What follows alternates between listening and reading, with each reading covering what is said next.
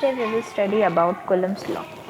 Before that, we should know what are the charges. As previously we have studied, there are two types of charges, positive and negative charge. So here basically we'll talk about the interaction of two charges, where two charges interact. So how do the charges interact? Previously we know positive repel, negative repel, positive negative attract. Basically same charges repel and opposite charges attract each other. So here we are going to talk about the charges, point charges. We'll take 2 point charges Q1 and Q2.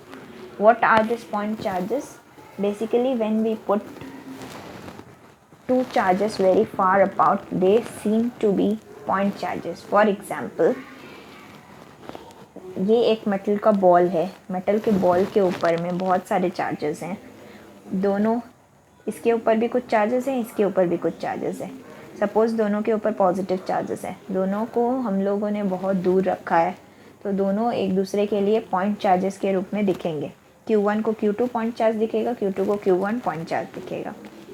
तो coulomb ने क्या बताया? Coulomb ने ये बताया था कि इस पॉइंट चार्जेस से इस पॉइंट चार्ज के बीच में जो रिपल्शन होगा या अट्रैक्शन होगा वो सेम लाइन में होगा. ठीक है, तो Q1 और Q2 के बीच का जो डिस्टेंस है इसको हम लोग R से डिनोट करते हैं.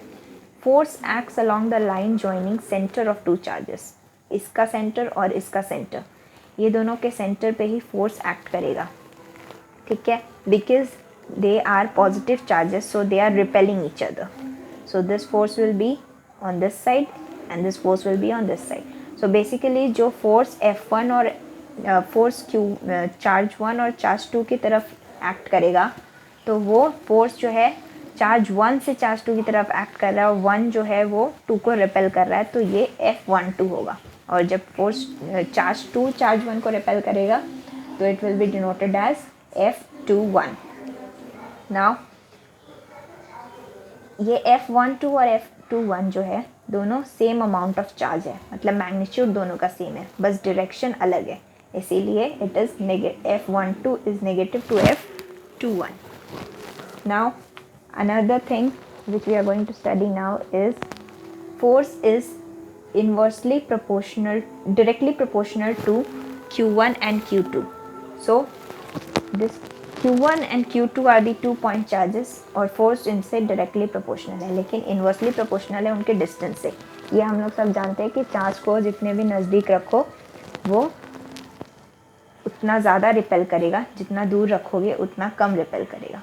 तो इसीलिए उसके डिस्टेंस से वो इन्वर्सली प्रोपोर्शनल है.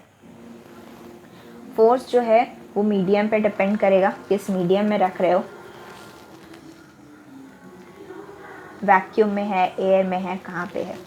नाउ इन सब पॉइंट्स को ध्यान में देते हुए, first point, force acts along the line joining the centre of the two charges.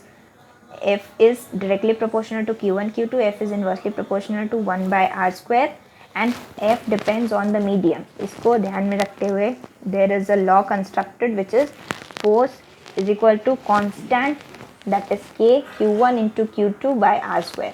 K एक कांस्टेंट है, K का वैल्यू क्या है 1/4 एप्सिलॉन 0. इसको हम लोग E0 नहीं एप्सिलॉन 0 बोलते हैं. एप्सिलॉन 0 का वैल्यू है 8.854 इंटू 10⁻12 कुलम का square newton to the power -1 metre to the power -2. And what is the value for K? K का वैल्यू जो है इसमें इसको पूरा कैलकुलेट करोगे तो it will be as 9 into 10 to the power -9 newton metre square by coulomb का square. So basically इन सब से हम लोग क्या डिराइव कर सकते हैं? अगर K का वैल्यू हम यहाँ पे पुट करें तो F is equal to 1/4 epsilon 0 Q1 into Q2 by R square. This is what we have to derive. Now therefore what is Coulomb's law? Coulomb's law states that the force of attraction or repulsion between the 2 point charges, force of attraction or repulsion of the 2 point charges is directly proportional to the product of the charges, is directly proportional to Q1 into Q2 and inversely proportional to the square of the distance between them, that is 1 by R square. This is all about Coulomb's law.